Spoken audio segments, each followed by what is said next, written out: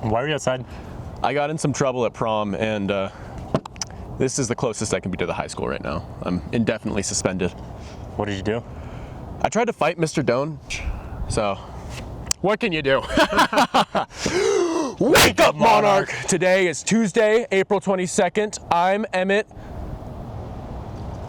Walsh. I'm Caden McKelko. And this is KYOT.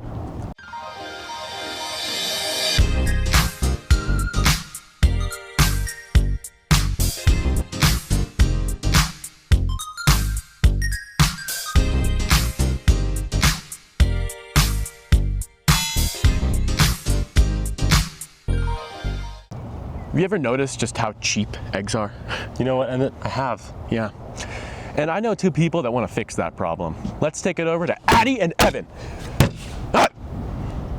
It's 8 a.m. at Paul's Coffee and Tea, and customers are showing up for their daily caffeine fix. But the cost of their drinks may soon see a substantial increase. Paul Waitinas, owner of Paul's Coffee and Tea, foresees a terrifying future for coffee. There's less coffee on the market. There's more coffee being drunk in the United States and in places like China. The coffee prices have skyrocketed. Let's say what used to be a $4 a pound coffee is $6 a pound coffee. And if there's a 25% tariff on that, it'll be a $7 a pound of coffee. Tariffs are taxes meant to make domestic trade cheaper than international, pushing industry back into the United States' hands. The White House most recently released a statement declaring President Trump will impose a 10% tariff on all countries, which will impose an individualized reciprocal higher tariff on the countries with which the United States has the largest trade deficits. All other countries will continue to be subject to the original 10% tariff baseline. Local business owners aren't the only ones that suffer under tariffs, as Colorado Congressman Joe Neguse believes they'll wreak havoc on the economy at large. I think the tariffs are short-sighted, they're reckless, and ultimately don't serve a purpose in terms of fostering economic growth. The havoc is harming local businesses, and the storm is becoming too much for some to bear, and they can do little to combat it. But for someone like me, you know, it used to be a $5,000 coffee order is now a $7,000 coffee order or an $8,000 coffee order. Emotions are high in an economic environment such as this, with some businesses feeling mixes of rage, betrayal, and discouragement. And it seems like we're dealing with really big egos that want their way. And to me, that's frustrating, because instead of being able to just serve coffee and pastries and, you know, have a good time, you know, I got to be constantly worried about 20 other things that I shouldn't have to think about. And that's definitely a change from when we opened 15 years ago. For KYOT, this is Evan Schmidt and Addie Hoy. Breakfast! Eggs. Breakfast again! Coffee. Science! Let's take it over to Evan and Maddie. Monarch offers science classes such as biology, chemistry, or physics. However, Eric Gordon, a science and aviation teacher, advises in something unexpected. It's an opportunity. It's kind of like a career opportunity for students who think, I actually might want to be a scientist. Senior Alex Kugler took a shot trying something new.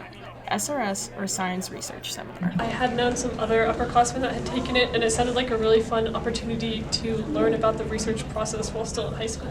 Participating in SRS has aided Alex in figuring out a possible career. I hope to continue science at some point. I'm not really sure what capacity that looks like yet. With this interest, Alex, along with her sister and partner, Zoe Kugler, invest hard work and dedication into making their project the best it can be. Our subject is about auroras and these metal layers that form in the atmosphere above Antarctica.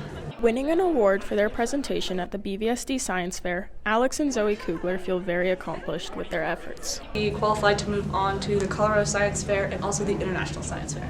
With the first place award under their belt, Zoe Kugler hopes to continue her path in science. When I graduate, I hope to do something in the field of engineering and possibly involving more research.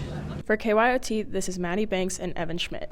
All that science has me pondering, thinking of theorems on my own. You know who else makes theorems of his own? Andy Krill! What's up, Coyotes? I'm Andy Krill, and welcome back to Assumptions with Andy.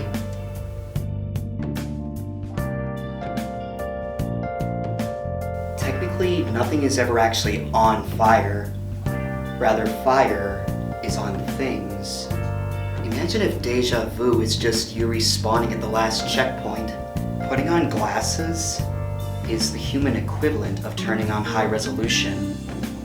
Why are deliveries on a ship called cargo, but in a car, it's called a shipment? Isn't it weird to think that someone could be doing the exact same thing as you?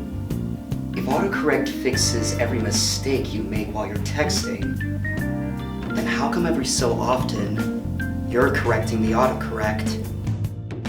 That's all for this week, Monarch. Until next time, stay wild.